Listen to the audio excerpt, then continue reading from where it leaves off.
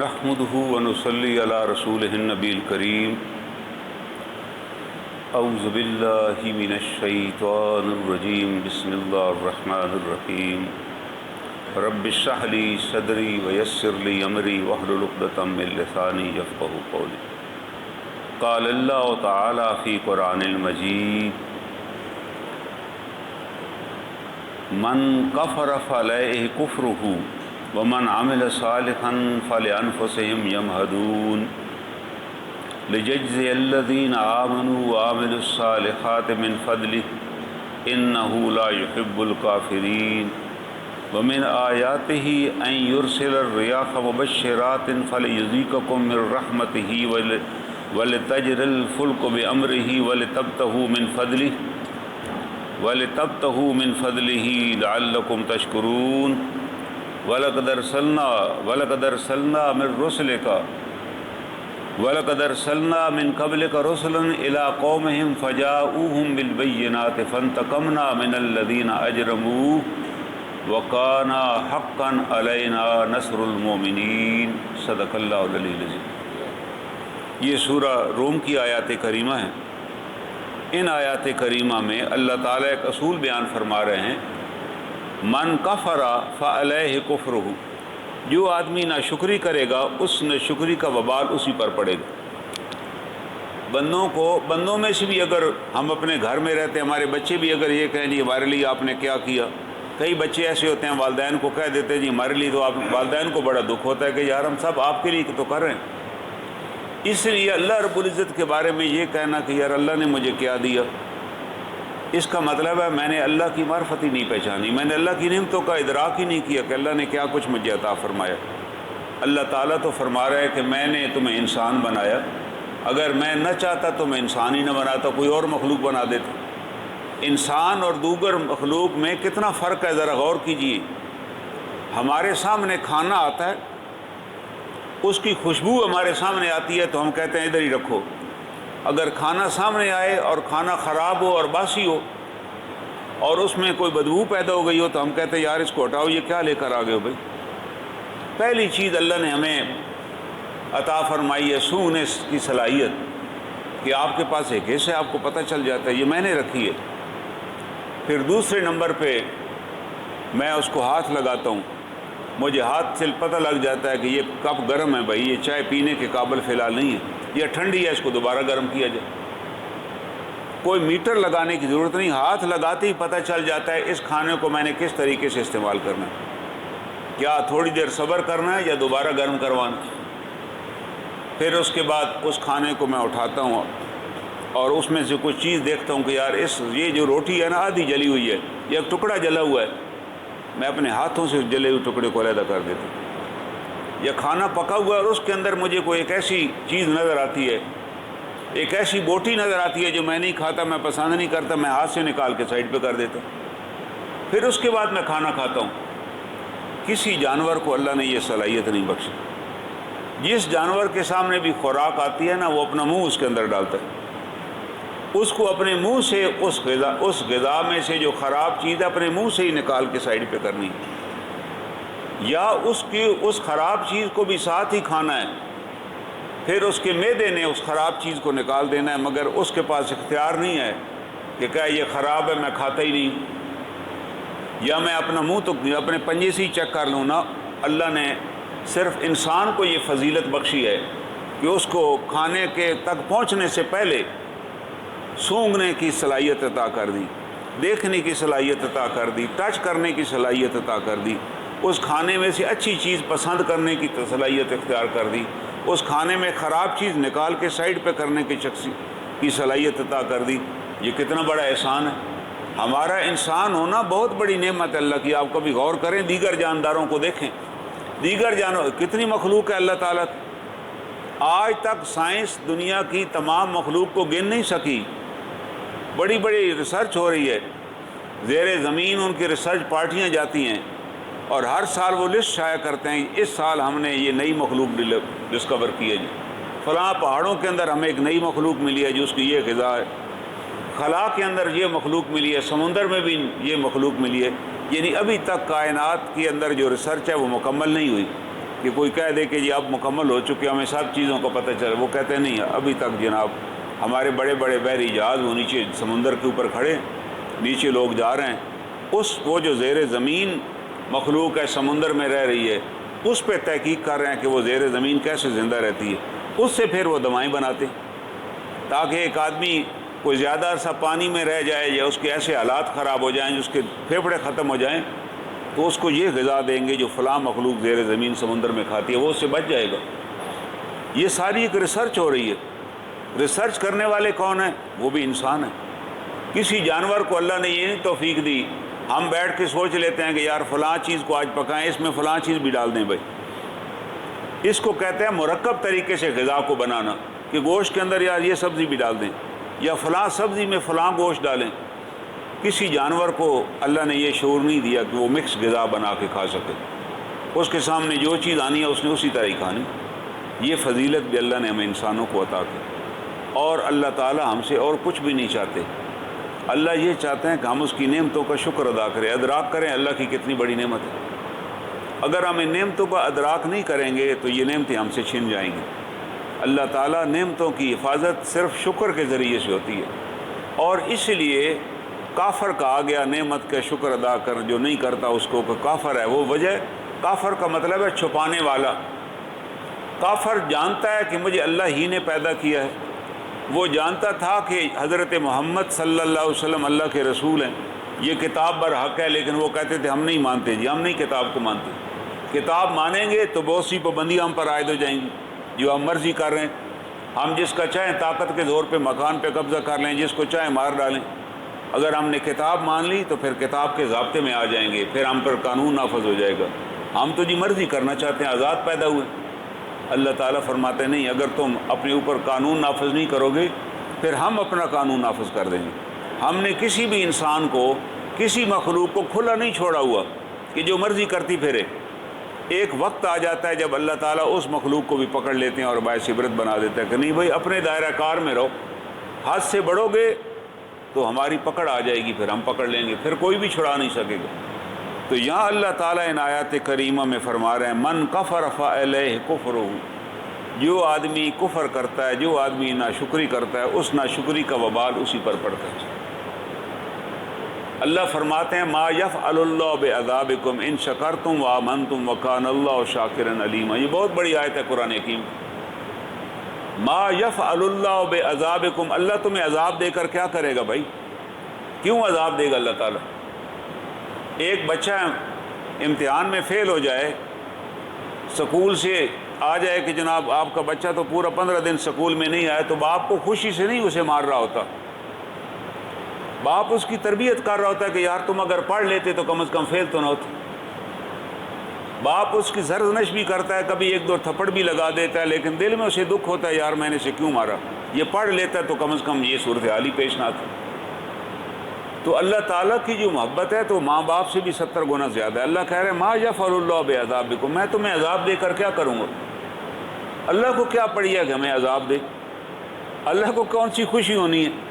اللہ لیکن شرط لگا رہے ہیں ما یفعل اللہ بعذابکم ان شکرتم وآمنتم، اگر تم شکر ادا کرو اور میرے پہ ایمان لے آؤ، وکان اللہ شاکرا علیما، میں شکر کرنے والوں کا بڑا قدردان ہوں، میں بڑی قدر کرتا ہوں ان کی۔ آمنتم کا مطلب ہے کہ اللہ پر ایمان رکھو کہ اللہ نے مجھے پیدا کیا، اللہ ہی مجھے رزق دے گا۔ فراڈ سے میں رزق نہیں لے سکتا کہ میں فراڈ کر لوں، میں کوئی چیز کسی کی ہتھیال ہوں جس کا میرے پہ حق بھی نہیں ہے اس پہ قبضہ کر لوں اور کہوں یہ میرے پاس ہی رہے گا، تو یہ نہیں رہے، یہ آپ کی غلط فہمی ہے۔ اس کا مطلب ہے آپ کو ایمان ہی نہیں ہے اللہ تعالیٰ کی ذات کے اوپر۔ وہ لوگ جو دنیا میں بڑے بڑے قبضے مناتے ہیں، چیزیں اکٹھی کر لیتے ہیں، پھر وہ اپنے گھر کی آسائش اور آرام سے بھی محروم ہو جاتے ہیں، کیونکہ اللہ تعالیٰ کہتے ہیں ہم نے آپ کو موقع دیا تھا اپنے آپ کو درست کرنا، آپ نے نہیں کیا، تو اب آئیے۔ آپ نے اپنی ضرورت سے زیادہ اگر کوئی چیز جمع کر لی تو وہ تو آپ کے لیے زہر بن جائے گی۔ آپ دن میں 2 روٹیاں کھا سکتے ہیں، 3 کھا لیں، لیکن آپ کہیں جی میں 5 ہی کھاؤں گا، تو 5 کھانے کے کچھ دن بعد پھر ڈاکٹر منع کر دے گا بھی آپ نے روٹی نہیں کھانی بھائی، آپ کی روٹی ڈائجسٹ نہیں، وجہ کہ آپ زندگی کی ساری روٹیاں اکٹھی کھا چکے ہیں۔ اسی طرح زندگی میں جو پیسہ ہے وہ بھی ایک ضرورت ہے، لیکن ضرورت تک یہ نہیں کہ میں کہوں جی میرا مطمع نظر ہی پیسہ جمع کرنا ہے، میں جہاں جاؤں انہیں بھی کہیں کہ آپ میری مالی مدد کریں، جہاں مجھے موقع ملے وہاں بھی میں نہ کوئی واردات ڈالوں کہ جی ہم وہ بھی خیر کے کام کر رہے ہیں، آپ میرے ساتھ تعاون کریں، اور مال جمع کرتا چلے جاؤں، پھر مال جمع کرتا چلے جاؤں گا اور پھر وہ مال میں استعمال بھی نہیں کر سکوں گا، لیکن حساب اس کا دوں گا۔ ہمارے کراچی کے ایک مفتی صاحب تھے، تو کسی نے بقرعید آ گئی، عید کے مسائل بیان کر رہے ہیں، تو کسی نے پوچھا آج مفتی صاحب اس دفعہ بڑی کلوز میٹنگ تھی، درس دے رہے تھے جی آپ کیا قربانی؟ کہتے ہیں بس اس دفعہ کو حالات ٹھیک نہیں ہیں جی، میں قربانی نہیں کر سکوں، کوئی ایسے حالات نہیں ہیں جی میں بھی کوئی قربانی کر سکوں۔ اللہ کو یہ بات سخت ناپسند آئی۔ یہ جھوٹ ہے نا کہ ایک بندہ میرے پاس آیا کہ جی ظاہر ہے جب میں قربانی کروں گا تو کئی میرے دوست احباب کے یہاں بھی گوشت پہنچے گا، کئی مستحق لوگوں کو بھی گوشت ملے گا نا، ہم بھی کھائیں گے اس میں سے۔ شریعت نے ایک حکم دیا کہ نہیں وہ قربانی کرو۔ قربانی والے دن اس کے علاوہ اور کوئی عبادت اللہ کو قبول ہی نہیں۔ ہم کہیں کہ نہیں جی ہم نے طے کر لیا جتنے لاکھ جمع کر لیں گے اور افریقہ بھجوا دیں گے، وہاں وہ اپنے گھر شربت نہیں، اس دن آپ نے قربانی کرنی ہے، وہاں بھی بھیجیں لیکن یہاں ضرور قربانی کریں، یا وہاں چلو قربانی کروا لیں۔ آپ قربانی نہیں کر سکتے کہ جی ہم کہیں جی قربانی کی کیا ضرورت ہے جی، بے شمار ہمارے ہاں فلسفی پیدا، انہیں بڑی کتابیں لکھی ہیں جی کروڑوں جانور ذبح ہو جاتے ہیں۔ حالانکہ اگر غور کریں تو یہ ایک بہت بڑا سائیکل ہے۔ ہمارے وہ لوگ جو دیہاتوں میں رہتے ہیں وہ بیچارے سارا سال جانور پالتے ہیں، بقرعید کے موقع پہ بیچنے کے لیے آ جاتے ہیں، وہ ان کو کم از کم کئی لاکھ روپے کا منافع ہو جاتا ہے، ان کی زندگی کا ایک سائیکل چل نکلتا ہے۔ اس سے کئی لوگ یہاں رسیاں بیچنے والے، چارہ بیچنے والے، ذبح کرنے والے، پورا کاروبار ایک پورے کاروبار کا سائیکل ہے۔ اور اس نے اس پہ تجزیہ کیا کہ پاکستان میں صرف قربانی والے دنوں میں 20-25 ارب روپے کا کاروبار ہوتا ہے۔ یہ وہ لوگوں کو پیسہ پہنچتا ہے جن کے پاس مال ہے، وہ نکالتے ہیں، اور یہ 25-30 ارب روپے ان دیہات میں ان لوگوں تک پہنچتا ہے جن کے پاس کوئی وسیلہ نہیں ہے۔ ان کی محنت ہے کہ جانور لائے، بیچے۔ بے شمار آپ کو دکانیں نظر آئیں گی قربانی سے پہلے، کوئی جناب چارہ بیچ رہا ہے، کوئی کچھ چیز بیچ رہا ہے، کوئی رسیاں بیچ رہا ہے۔ کہتا ہے ایک سائیکل نکلتا ہے۔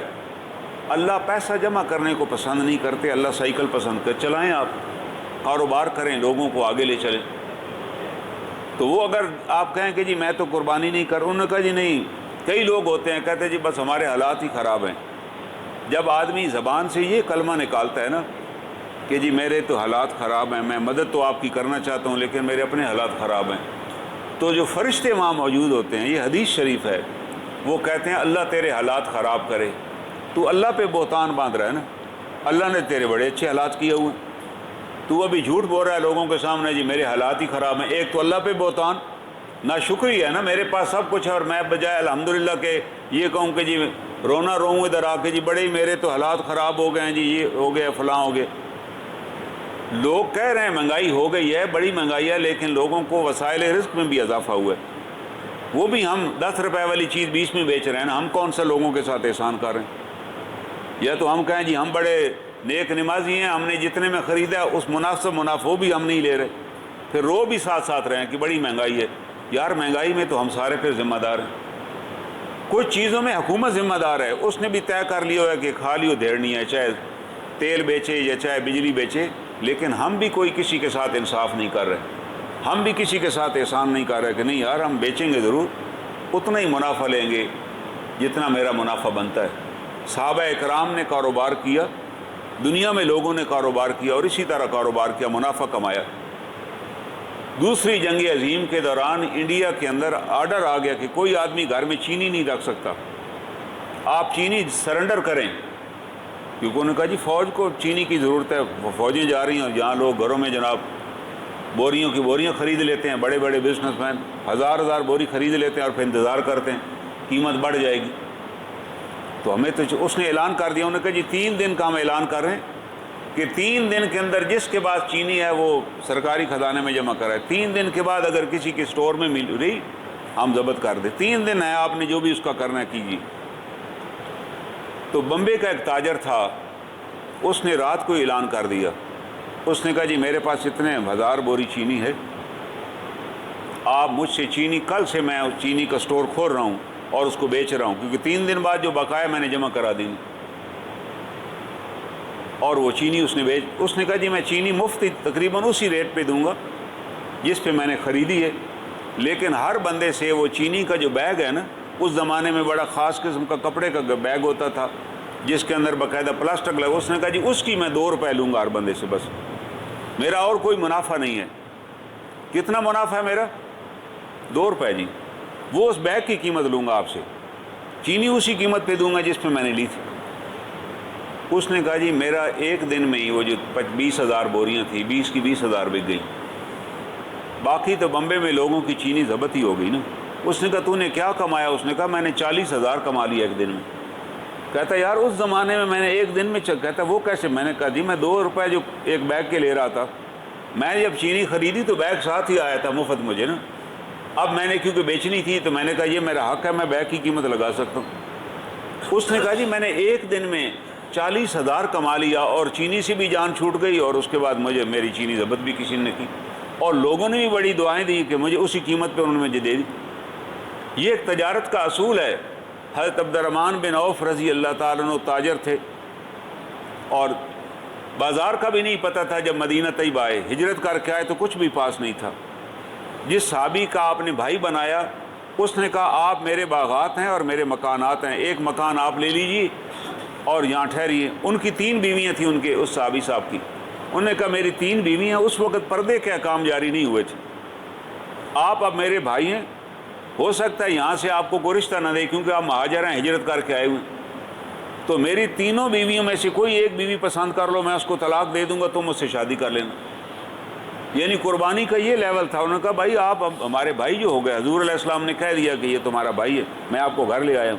انہوں نے کہا اللہ برکت دے تیرے گھر میں اور تیرے مال میں اور تیرے باغوں میں، میں تیرے باغ میں بیٹھ کے پسند نہیں کروں گا کہ باغ میں بیٹھ کے کھجوریں کھاؤں اور کھاؤں پیوں اور رات کو آرام کروں، آپ مجھے بازار کا راستہ دکھا دیں، بازار کس طرف ہے مدینہ کو۔ وہ نہیں صبح بازار کے، انہوں نے کہا شاید گھومنے پھرنے کے آئے ہوں، جو ہجرت جو کر کے آئے تو چلیں اس دن بازار گزار لیتے۔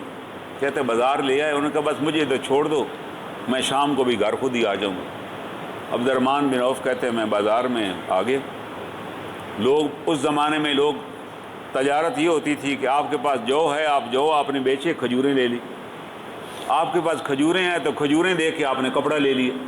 بارٹر سسٹم تھا، کرنسی کا بھی رواج نہیں ہوا تھا۔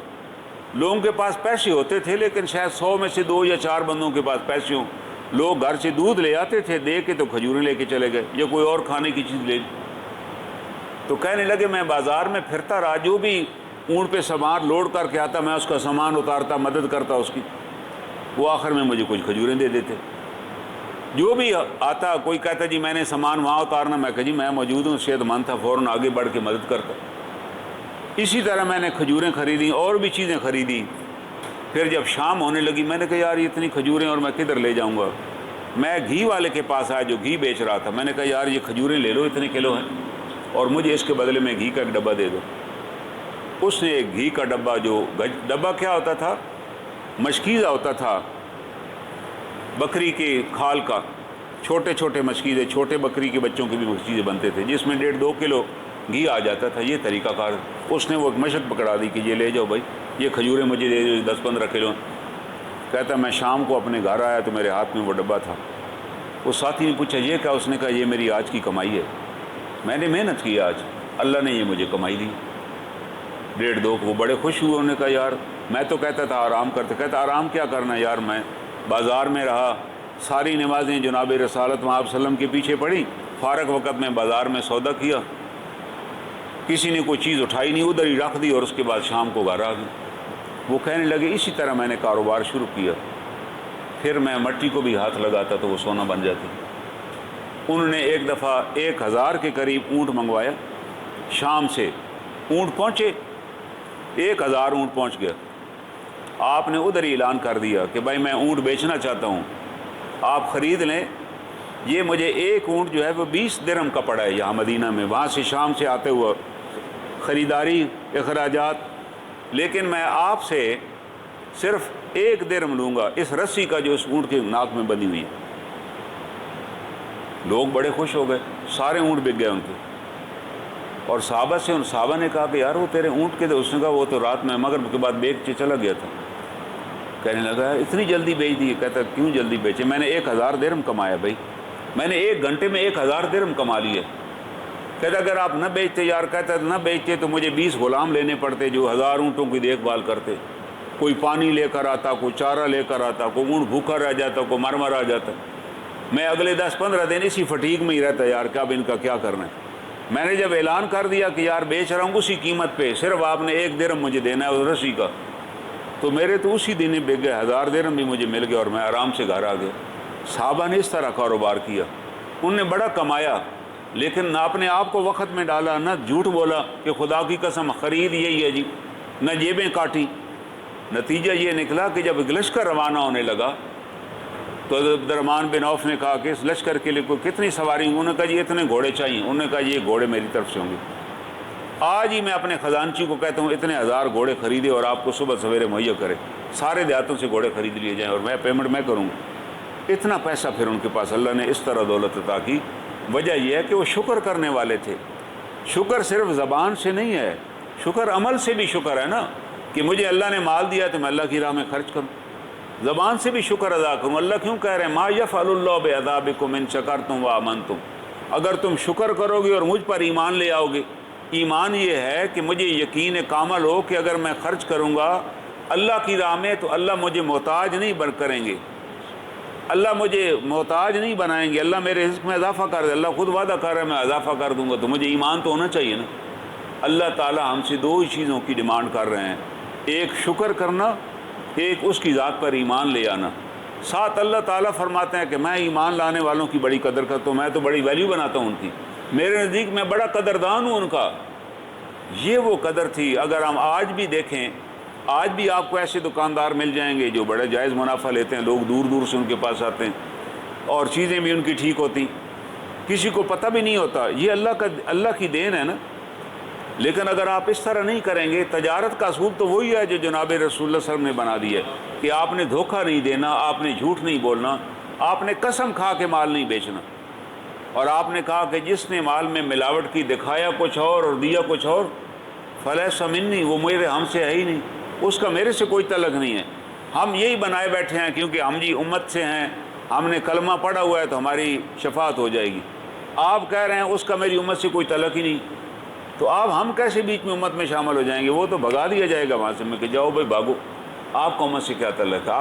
آپ کے اعمال میں تو ایک عمل بھی نہیں ہے آپ کی امت والا، جو آپ کی امت والے اعمال تھے وہ تو ایسے تھے ہی نہیں۔ تو ان آیات کریمہ میں اللہ تعالیٰ فرما رہے ہیں من کفر فعلیہ کفرہ، جو آدمی ناشکری کرے گا اس کا وبال اسی پر پڑے گا، اللہ پکڑیں گے ناشکرے کو۔ اور ساتھ بتایا ومن عمل صالحا فلانفسہم یمہدون، جو لوگ نیک اعمال کریں گے وہ اپنے لیے سامان پیدا کر رہے ہیں، وہ اپنے لیے آسانیاں پیدا کریں، اس کا اجر انہیں۔ اللہ کو کیا فائدہ اگر ہم نماز پڑھیں، زکوٰۃ دیں اور لوگوں نیکی کے کاموں میں لوگوں کا تعاون کریں، تو اللہ تعالیٰ تو بے نیاز ہے ان چیزوں سے۔ لیکن اللہ تعالیٰ یہ چاہتے ہیں کہ یہ جتنی مخلوق ہے اے یار اللہ، یہ اللہ کی اہل ہے بھائی، اللہ کا خاندان ہے، دراصل اللہ ہی نے ان کو پیدا کیا ہوا ہے۔ اللہ یہ چاہتے ہیں کہ آپ ان کی دیکھ بھال کریں، میری دیکھ بھال آپ نے کیا کرنی ہے؟ نہ اللہ کے کوئی رشتہ دار کہ ہم کہیں جی ہم آؤ جی ان کو جا کر راضی کریں، نہ اللہ کی کوئی زمینیں کہ ہم جا کر کہیں جی ان کی کوئی خدمت کریں۔ اللہ کہہ رہا ہے میرا جو کچھ ہے یہ مخلوق ہے میری، یہ مخلوق ہی میری بنائی ہوئی ہے، آپ کو اس مخلوق کی بھلائی کے لیے بھیجا گیا ہے، اور تو آپ کا کام ہی کوئی نہیں ہے۔ آپ اپنے کام بھی کریں، اپنے لیے بھی مال جمع کریں، لیکن اس میں سے ان کا حق نکالیں، کیونکہ وہ جو مال آپ جمع کر رہے ہیں نا وہ آپ کی غلط فہمی ہے۔ ہم کہہ رہے ہیں مما رزقناہم ینفقون، وہ مال ہم نہیں تمہیں دیا ہوا ہے، وہ کمائی ہم دے رہے ہیں آپ کو، اور ساتھ کہہ رہے ہیں اس میں سے حصہ نکالو۔ ہم حصہ نکالنے پہ تیار نہیں، ہم کہتے نہیں یہ اس طرح تو کام ہو جائے گا، یہ کیا ضرورت ہے جی۔ ہمارے ملک کے ایک بہت بڑے سیاستدان ہیں، ارب پتی ہیں، مولانا طارق جمیل صاحب کہتے ہیں میں نے ان سے جا کر نواب شاہ میں ملا، ان سے میں نے پوچھا کہ کبھی آپ نے زکوٰۃ دی؟ انہوں نے کہا جی ہمارے خاندان میں زکوٰۃ کا رواج ہی نہیں ہے، جان چھٹ۔ وہ رواج سمجھی بیٹھے ہیں کہ ہمارے خاندان میں جی کوئی رواج نہیں ہے زکوٰۃ دینے کا، ہم کس کو زکوٰۃ دیں، کوئی ضرورت ہی نہیں۔ آپ جب اس کو رواج سمجھ لیں گے نا پھر اللہ آپ کا رزق بھی بند کر دے گا۔ پھر ایک اور صاحب گئے کہ انہوں نے کہا جی میں نے ان کے ساتھ کھانا کھانے کا اتفاق ہوا تو ان کے لیے گھر سے ابلی ہوئی سبزی آئی، تو میں نے کہا، اس نے کہا جی بس میں ابلی ہوئی سبزی تھوڑی سی کھا سکتا ہوں، اس کے علاوہ کوئی اور چیز کھانے کی ڈاکٹر نے مجھے اجازت ہی نہیں دی۔ اللہ پھر ایسا کر دیتے ہیں کہ آپ کے پاس مال تو آ جاتا ہے، لیکن وہ مال آپ اپنی ذات پہ اپنی مرضی سے نہیں خرچ کر سکتے، اللہ کا فیصلہ ہے۔ اللہ کہتے ہیں یہ کیسے ہو سکتا ہے کہ تم جمع کر لو، میری نافرمانی میں جمع کرو اور میں تمہیں پھر اجازت بھی دے دوں، ٹھیک ہے موج کرو، حساب لے لوں گا، میں جب پکڑ لوں گا پھر تمہیں کوئی بچا نہ سکے گا۔ لیکن ہمارے لیے یہ چیز باعث عبرت ہے، اگر ہم ایک چپاتی روٹی کی کھا سکتے ہیں مزے کے ساتھ، ایک پسندیدہ سالن کے ساتھ، تو اللہ کا بڑا شکر ہے بھائی، اس کی بڑی کرم نوازی اور مہربانی ہے کہ اس نے ہمیں ایک یا دو چپاتیاں کھانے کی اجازت دی ہوئی، اس کی بڑی کرم نوازی۔ لیکن ایسا نہ ہو کہ میرے پاس دوسروں کی روٹیاں میں چھین لوں، مال جمع کر لوں اور پھر اللہ تعالیٰ کا حکم آ جائے کہ بھائی اب ڈاکٹر بتا دے گا کہ بھائی اب یہ ساری چیزیں آپ پر پابند، آپ نہیں کھا سکتے، آپ پہ اجازت نہیں ہے۔ کھائیں گے اسی وقت حالت خراب ہو جائے گی۔ لوگ کھلانے کی بھی کوشش کر، وہ کہتے ہیں میں مر جاؤں گا یار اگر ایک نوالا بھی میں نے لے لیا، میں کھا ہی نہیں سکتا، میرا جو انٹرنل سسٹم ہے وہ تباہ ہو جائے گا۔ یہ اللہ تعالیٰ کا نظام ہے۔ وہ میں اس مفتی صاحب کی بات بتا رہا تھا، انہوں نے لوگوں کو ایسے ہی کہہ دیا تقویٰ دکھانے کے لیے کہ یس اس دفعہ کو حالات ایسے نہیں ہیں کہ میں قربانی کر سکوں، اور اللہ کیا اس عید قربان کے چند مہینوں بعد ہی مفتی صاحب فوت ہو گئے۔ جب فوت ہو گئے تو ان کے بیٹوں نے درخواست دی عدالت میں کہ جی ابا جی کہ ہم وارث ہیں۔ کسی عام چھوٹی عدالت میں بھی نہ گئے، ہائی کورٹ میں جانا پڑا، کیونکہ ان کے جو اکاؤنٹ تھے وہ 2.5-3 ارب روپے کے قریب تھے، جس کے لیے ہائی کورٹ جا سکتے تھے۔ وہاں انہوں نے درخواست دی کہ جی ابا جی کے پیسے ہیں وہ بینک سے منگوائے جائیں اور ہم بھائیوں کے درمیان تقسیم کی جائے وراثت۔ تو پوری دنیا کو اللہ نے بتا دیا کہ یہ صاحب جو کہہ رہے تھے اس دفعہ میرے پاس قربانی کے پیسے نہیں ہیں، یہ تو کتنے ارب روپے جمع کر کے بیٹھا ہوا تھا۔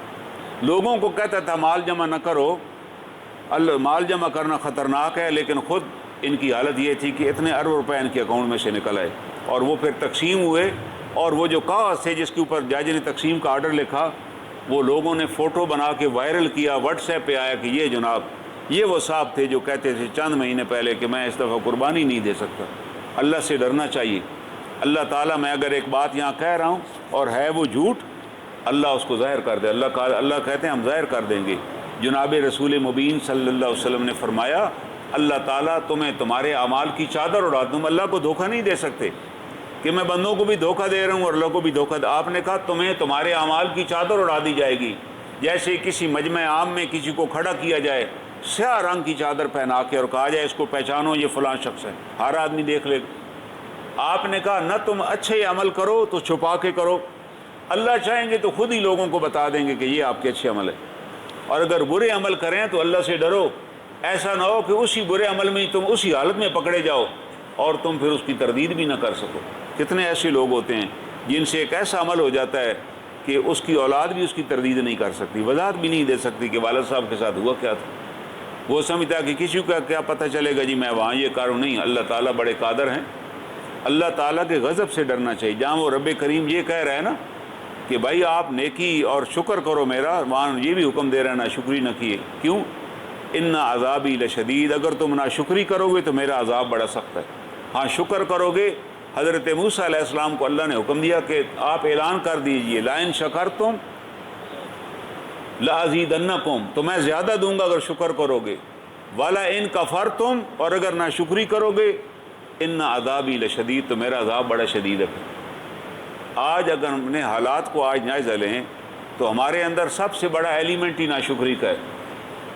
کسی سے پوچھیں بھئی کیا حال ہے تو فوراً وہ پھوٹ پڑے گا جی یہ ہو گیا وہ ہو گیا فلاں ہو گیا جی کاروبار ہی تباہ ہو گیا، کہ نہیں اس کی زبان پر آئے گا جی اللہ تعالیٰ کی بڑی مہربانی ہے جی بڑا شکر ہے الحمدللہ، گھر سے کھانا کھا کر آ رہے ہیں اور ابھی 2-4 گھنٹے بعد دوبارہ گھر چلے جائیں گے۔ جناب رسول کریم صلی اللہ علیہ وسلم کی اپنی پوری حیات میں دن میں ایک دفعہ سے زیادہ کبھی کھانا کھایا ہی نہیں تھا، اور آپ کی وفات کے بعد حضرت ام المومنین عائشہ صدیقہ رضی اللہ تعالیٰ عنہ کے سامنے کھانا پیش کیا گیا، پیالہ کھانے کا پیش کیا گیا، کوئی بڑی پسندیدہ چیز تھی، وہ جب پیالہ ان کے سامنے آیا تو وہ رونے لگ گئی۔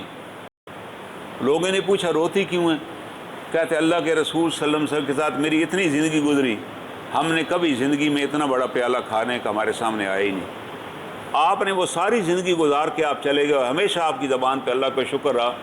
اور انہوں نے پھر دوسری بات کی کہ آپ کے جانے کے بعد سب سے پہلی بدعت جو ہمارے گھروں میں آئی وہ پیٹ بھر کے کھانا تھا. آپ کے زمانے میں تو ہم نے کبھی پیٹ بھر کے کھانا ہی نہیں کھایا. یہ ام المومنین فرما رہی ہیں.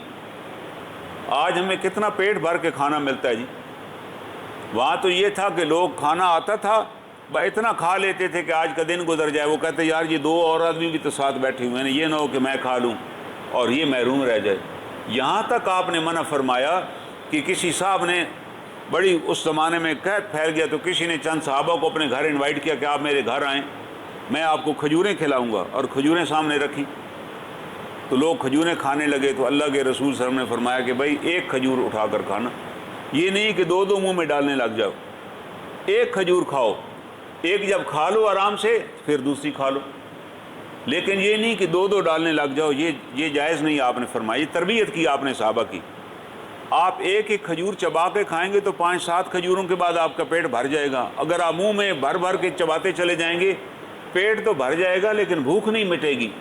آج ہمارے ساتھ ہو رہی رہا, کسی شادی میں چلے جائیں ہم پلیٹیں بھر لیتے ہیں, پھر اس پلیٹوں کو مکانے کے چکر میں اندھا دھند ٹھونستے ہیں اپنے اندر, جس کا نام ہے ذائقہ پتہ چلتا ہے, کیونکہ نظر یہ ہوتی ہے کہ اس کو جلدی ختم کریں اور ایک اور پلیٹ بھر کے لیں. جبکہ اللہ کے رسول نے تو منع, آپ نے تو کھجوریں بھی 2 کھانے سے منع کیا کہ 2 کھجوریں بھی نہیں کھانی. یہ پلیٹیں ہم کدھر سے بھر رہے ہیں؟ یہ وہ تعلیمات سے آپ کہہ لیجئے ناعلمی کا نتیجہ ہے کہ ہمیں یہ بھی نہیں پتہ کہ اللہ کے رسول صلی اللہ علیہ وسلم کیسے مہمان تھے, آپ کیسے میزبان تھے, کیسے آپ نے صحابہ کی اس جماعت کی تربیت کی, اور کیسے وہ اتنا بڑا انقلاب لے کر آ گئے کہ وہ راتوں کو کھانا لے کے بھی گلیوں میں پھرتے تھے کہ یار کو مستحق تو نہیں باہر رہ گئے جس کو ہم کھانا پہنچا دیں. یہ وہ تربیت تھی جو انہوں نے کی. اور ہمیں اس کا خوف ہی نہیں ہے کہ یار جب ہمارا آخری وقت آ جائے گا تو آج اگر ہم کوئی اور ڈنڈورا پیٹ رہے ہیں تو ہمارے گھر سے کچھ اور برآمد ہوگا. آپ کو اس بات کا بھی خوف تھا. ایک دن آپ نے نماز پڑھائی اور نماز کے بعد سلام پھیر کے فوراً گھر چلے گئے. صحابہ بھی پریشان ہوئے کیونکہ آپ نماز کے بعد بیٹھتے تھے, اللہ کا ذکر کرتے تھے, صحابہ سے بات چیت بھی کرتے. عشاء کا وقت تھا. جب آپ دوبارہ باہر تشریف لائے تو صحابہ نے پوچھا خیریت تھی؟ آپ نے کہا مجھے نماز میں یاد آیا کہ کسی آدمی نے 4 سونے کے سکے اشرفیاں مجھے بھیجی تھی جو گھر رہ گئیں. مجھے اس کا اندیشہ تھا کہ ایسا نہ ہو کہ آج رات میری آخری رات ہو اور پیغمبر کے گھر سے کل سونا برآمد ہو کہ سونا نکل آئے جی اس کی زکات میرے گھر. حالانکہ اس کی تو زکوٰۃ ہی نہیں تھی, جب تک سال نہ گزرے زکوٰۃ نہیں ہوتی, لیکن آپ ایک رات بھر بھی وہ سونا پاس نہیں رکھنا چاہتے تھے. آپ نے کہا کہ میں واپس گیا, گھر والوں کو بتایا کہ فلاں فلاں مستحق میں یہ مال تقسیم کر دیا جائے, اس کے بعد میں واپس. یہ تھا تو وہاں تو کوئی بھوکا بھی نہیں سوتا تھا. پھر آج ہمارے بڑے بڑے لوگ آپ کو مل جائیں گے, ہمارے پاس لوگ بے شمار آتے ہیں کہ جی میں فلاں صاحب کا ملازم ہوں اور وہ ہمارے مینیجر صاحب جی عمرے پہ حج پہ چلے گئے جی اور ہمیں تنخواہیں نہیں دے گئے. او بھائی خبیث آدمی, تم حج پہ جا رہے ہو یار, ان کے پیسے تو دے کر جاؤ. تم عمرے پہ جا رہے ہو یار, ان کے پیسے تو دو نا. کہ وہ کہہ رہے ہیں میں حج کے بعد آ کر دوں گا.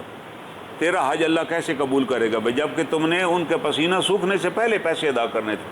تمہیں اتنا بھی احساس نہیں ہے کہ جی وہاں پیسوں کی ضرورت پڑ سکتی ہے اس لیے میں پیسے زیادہ لے جا رہا ہوں, ان کو تو بعد میں بھی دے دیں گے, ان کا کیا ہے؟ کیا وہ انسان نہیں ہے؟ کیا ان کی ضروریات نہیں ہے؟ کیا ہمیں دین کا اتنا بھی خبر نہیں ہے یار کہ دین کس چیز کا نام ہے؟ دین میری ذاتی عبادات کا تو نام نہیں ہے جو میں اپنی ذاتی باتیں کر رہا ہوں, اور وہ بھی آپ کی کاسٹ کے اوپر کہ پیسے آپ کے میں نے دینے ہیں اور وہ میں دبائے بیٹھا ہوں اور جناب بڑے مزے سے عمرے پہ جا رہا ہوں. ایک صاحب آئے, وہ کسی کے رات کو گھر گئے اس کے کہ میں نے آپ کے پیسے تو دینے ہیں لیکن میں حج پہ جا رہا ہوں, میرے پیسے آپ اس نے کہا میں معاف نہیں کروں گا کبھی, مت جاؤ حج پہ. تمہیں حکیم نے مشورہ دیا پہلے آپ میرے پیسے ادا کریں پھر حج پہ جائیں. تو یہ ہمارا ایک رویہ بن چکا ہے کہ حج پہ جانے سے پہلے یا عمرے پہ جانے سے پہلے تمام رشتہ داروں کے ہاں جائیں, انہیں کہیں جی آپ مجھے معاف کر دیں. کسی رشتہ دار کو معاف نہ کریں جو حج عمرے پہ جا رہا ہے, چاہے جی بالکل معاف نہیں کروں گا, میری طرف سے آپ بھاڑ میں جائیں, لیکن آپ پہلے میرے ساتھ معاملہ طے کریں. میری جائیداد, میری زمین جس کے پیسے آپ نے لیے ہوئے مجھے قبضہ نہیں دیا وہ مجھے دیں, میرے اتنا پیسہ آپ نے دینا ہے وہ مجھے ادا کریں, تب میں معاف کروں گا, ورنہ بالکل میں معاف نہیں کروں گا. لوگوں کو بھی بتاؤں گا کہ یہ جھوٹا آدمی, یہ چور ہے جو حج پر چلا گیا اور ویس نے میرے پیسے ادا کرنے. یہ کون سی شرافت کو جی ہمارے گھر آ گئے تھے پہ حج پہ جانا ہے تو ہم نے پھر بھائی معاف کیوں کر رہے ہیں آپ؟ ہم مجرم پال رہے ہیں. آپ اسے بتائیے کہ جناب آپ بالکل حج پہ نہ جائیے، میں نے آپ کو کس حکیم نے مشورہ دیا حج پہ جائیں جو اللہ نے قبول ہی نہیں کرنی؟ جس حل کو اللہ نے قبول ہی نہیں کرنا تو اس پہ آپ کیوں جا رہے ہیں؟ خود جناب رسالت مآب صلی اللہ علیہ وسلم نے فرمایا کہ لوگ حج پر آتے ہیں اور لمبے لمبے ہاتھ کر کے دعائیں مانگتے ہیں حرم میں، آپ دیکھیں گے لوگ ایسے ہاتھ کر کے دعا مانگ رہے ہیں۔ آپ نے فرمایا اللہ ان کی دعا کیسے قبول کرے گا؟ ان کا لباس بھی حرام کا ہے، ان کی خوراک بھی حرام کی ہے، وہ لوگوں کا مال غصب کیا ہے بیٹھے اور اللہ سے مانگ رہے ہیں، اللہ کیسے سنے گا؟ آپ نے صحابہ کی ایسی تربیت کر دی کہ بھائی پہلے اپنے معاملات درست کیجئے۔ پہلی بات ہے نماز پر آنے سے پہلے کیوں 5 نمازیں مقرر کی گئی؟ اللہ تعالیٰ عیسائیوں کے ہاں بھی تو ایک نماز ہے، ہفتے والے دن سنڈے کو وہ چلے جاتے ہیں، اتوار کو ایک دن پڑھ کے آ جاتے ہیں، یہودی ہفتے والے دن چلے جاتے ہیں۔ ہمارے لیے 5 نمازوں کی کیا دکھتی بنتی تھی؟ یعنی 5 نمازیں فجر پہ جائیں، ظہر پہ جائیں، عصر پہ جائیں، مغرب پہ جائیں، عشاء پہ جائیں، کیا ویسٹیج آف ٹائم نہیں ہے؟ کبھی آپ نے غور کی ہے؟ اس لیے کہ اللہ تعالیٰ بتا رہے ہیں یہ زندگی بڑی پرکشش ہے، آپ جب فجر پہ جاؤ نیند خراب کر کے اپنی تو آپ کو احساس ہو جائے یہ فجر تب قبول ہوگی کہ فجر کے بعد میں آج کے لوگوں کے حقوق ادا کروں گا، ورنہ یہ نماز میرے منہ پہ دے ماری جائے گی، یہ فجر کا میرا جاگنا ضائع چلا جائے گا۔ میں زور پر آؤں تو میں طے کر لوں کہ اب میں اندازہ لگاؤں کہ زور تک کون سے میں نے کام کرنے تھے، کون سے حقوق ادا کرنے تھے جو میں نے نہیں کیے۔ میں دوبارہ اللہ کے حضور آ گئی ہوں، اللہ مجھے موقع عطا کر۔ اللہ نے عصر تک کا موقع عطا کیا، اللہ نے مغرب تک کا موقع عطا کیا، اللہ نے عشاء کا عطا کیا۔ یہ آپ کی آج کے دن کی آخری نماز ہے، تم سو جاؤ گے، ہو سکتا ہے اٹھو ہی نہیں۔ تو کیا آپ نے غور کیا کہ آپ نے کسی کے پیسے دینے؟ آپ کے پاس پیسے ہیں؟ ہمارے پورے بازار میں آپ چلے جائیں، جن سے یہ ہمارے دکاندار مال لے کر آتے ہیں نا، وہ ہر ہفتے آتے ہیں پیسے لینے کے لیے، کبھی دکاندار پورے پیسے نہیں دے گا۔